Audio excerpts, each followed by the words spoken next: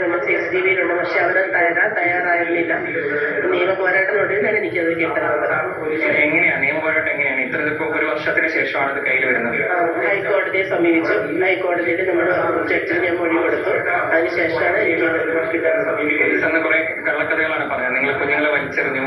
അതെ, ഒരുപാട് കള്ളക്കേസുകൾ ഇട്ടുവെച്ചു. എല്ലാവരുടെ മുമ്പിൽ ഞാനാകെ ഒരു മാനസികാവസ്ഥയിലൂടെ കടന്നുപോയി ആ സമയങ്ങളിൽ. അത് ഇന്നും എന്റെ മനസ്സിന് വല്ലാതെ മുറിവേൽപ്പിച്ചിട്ടുണ്ട്. അതിനുവേണ്ടി അതുകൊണ്ടാണ് ഞാൻ ദൈവത്തോട് പ്രാർത്ഥിച്ചത് എന്തെങ്കിലും ഒരു അവസാനം ഉണ്ടാവുന്നത്. പിടിച്ചു വെക്കുന്നത് വനിതാ പോലീസുകാരാണല്ലോ അല്ലെ? പിടിച്ചു വെക്കുന്ന അല്ലെ? അതെ അതെ വനിതാ പോലീസുകാരെ പിടിച്ചു വരിക്കും. ഇത്രയെല്ലാം ഉപദ്രവിച്ചിട്ട് എന്റെ ഹസ്ബൻഡ് 5 ദിവസം ജയിലിൽ പിടിച്ചിട്ടു. അപ്പൊക്കെ ഞാൻ അനുഭവിച്ചത് ഒരിക്കലും മറക്കാനാവുന്നല്ല. എന്റെ മനസ്സിന് അത്രയേറെ മുറിവേൽപ്പിച്ചുകൊണ്ടാണ് ഞാൻ ഈ നിമിഷം വരെ പോരാടി നേടി കിട്ടി. ഇനി വനിതാ പോലീസുകാരെ പിടിച്ചു വെച്ചു, നിങ്ങൾ തിരിച്ച് കുഞ്ഞുങ്ങളെ അങ്ങോട്ട് വലിച്ചെറിഞ്ഞു എന്നൊക്കെയാണ് നമ്മളോടൊന്ന് പോലീസുകാർ പറഞ്ഞത്. അങ്ങനെയൊന്നും പക്ഷേ ദൃശ്യത്തിൽ അങ്ങനെയൊന്നുമില്ല. എന്റെ കയ്യിൽ നിന്ന് അവർ വാങ്ങിക്കൊണ്ട് പോകുന്നത് വ്യക്തമാണ്.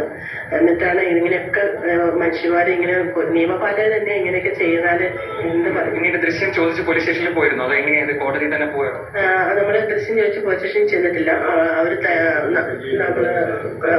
മനുഷ്യ കമ്മീഷൻ കേസ് എന്തായിരുന്നു എന്ന് ചുരുക്കി പറയുമോ? അന്ന് നിങ്ങളെ കസ്റ്റഡി എടുത്തുകൊണ്ട് അതായത് സംഭവത്തില് ഇവിടെ സംഭവം നടന്നിട്ടുള്ളതിന്റെ ഇപ്പോഴും അതിന്റെ ഡീറ്റെയിൽസ് നമുക്കറിയില്ല. ഇതില് ഞാൻ അന്വേഷിച്ചപ്പോ എനിക്ക് പുറത്തുനിന്ന് അറിയാൻ പറ്റിയ കുറെ കാര്യങ്ങൾ എന്ന് വെച്ച് കഴിഞ്ഞാൽ അവിടെ എന്തോ ഒരു ഇല്ലീഗൽ ആക്ടിവിറ്റീസ് നടന്നിട്ടുണ്ട്. അവിടെ ഒരു SIയുടെ മോഹൻ അങ്ങോട്ട് വന്നിട്ട് അവിടെ എന്തോ ഒരു ഇഷ്യൂ ഉണ്ടാക്കി. അങ്ങനെ എന്തോ ഒരു സംഭവമാണ്. അതായത് പോലീസുമായിട്ട് ബന്ധപ്പെട്ടുള്ള ഒരു ഇഷ്യൂ ആണ് അവിടെ നടന്നിട്ടുള്ളത്. നമ്മളപ്പോ കാര്യങ്ങളൊന്നും അറിയുന്നില്ല.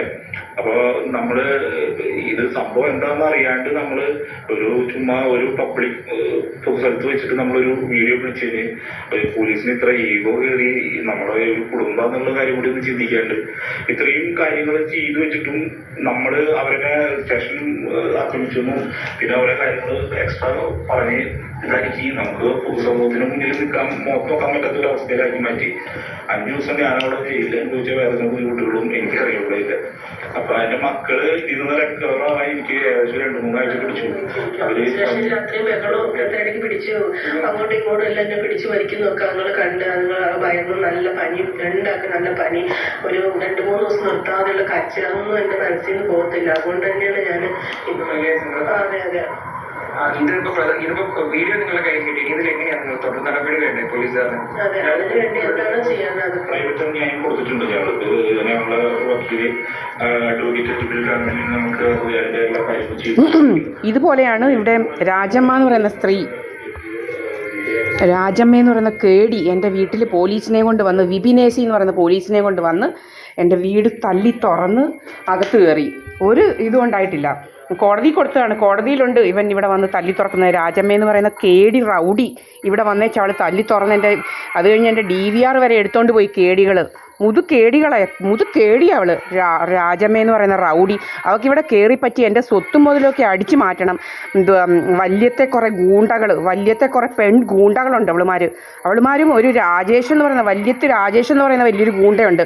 അവനിങ്ങനെ പല്ലിളിച്ചങ്ങ് നടപ്പാണ് അവൻ്റെ ജോലി. പക്ഷേ നമ്പർ 1 കള്ളനവൻ.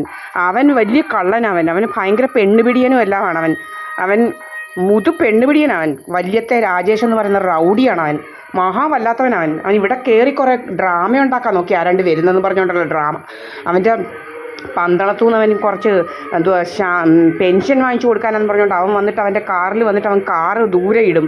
എൻ്റെ വീടിൻ്റെ മുന്നിലല്ലേ അവൻ കൊണ്ടിടുന്നത്. എന്നിട്ട് ഇവൻ കവർ വാട്ടിയാട്ടി വരും. ഇങ്ങനെ സുബ്രഹ്മണ്യൻ ഇതുപോലെ കവർ വാട്ടിയാട്ടി എന്നും ഇതുവഴി പോയി ആരാണ്ട് പോകുന്നെന്നുള്ള ഡ്രാമ ഉണ്ടാക്കുന്ന പോലെ അവനും കവർ ആട്ടിയാട്ടി വരും. ഏതോ ആരാണ്ട് വരുന്നെന്നുള്ള രീതിയിൽ. ഈ തേർഡ് റേറ്റ് ആൺ വ്യഭിചാരിയാണ് അവൻ. വല്യത്ത് രാജേഷ് എന്ന് പറയുന്ന വ്യഭിചാരി. അവനെ ആൺ വ്യഭിചാരി എന്ന് വിളിക്കണം. കണ്ട പെണ്ണുങ്ങളെക്കുറിച്ച് അനാവശ്യം ഉണ്ടാക്കുന്നവൻ. പെങ്ങളായ എന്നെക്കുറിച്ച് അനാവശ്യം ഉണ്ടാക്കി അവൻ ആൺ വ്യഭിചാരിയാണ് അവൻ. വ്യഭിചാരി. ലീലയെന്ന് പറയുന്നവരുടെ മോനാണ്. മഹാവല്ലാത്തവൻ. തേർഡ് റേറ്റ് ആണ് അവനും റൗഡി രാജമയും കുറേ എണ്ണം ഉണ്ട് പന്തളത്ത്. കുറേ വല്യത്ത് റൗഡികൾ, പെൺ റൗഡികൾ.